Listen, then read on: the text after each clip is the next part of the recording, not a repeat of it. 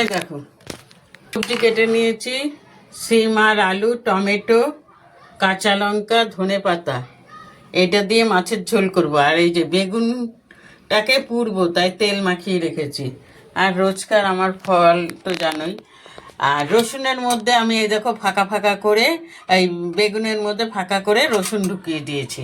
তা বেগুনটা আমি কি করে পোড়া দেব তোমাকে দেখাচ্ছি। এই দেখো, গ্যাসটা আমি এভাবে পোড়া দিলাম। তাহলে কি হবে, পোড়াটা ভালো হবে। ছাঁকনির মধ্যে দিলে অতটা ঠিকঠাক হয় না। আমি সেই দিন করেছিলাম, এইটার মধ্যে পোড়া দিতে দিয়েছিলাম। এই দেখো, ঠিক আছে। যাই হোক, রান্নাটা করি।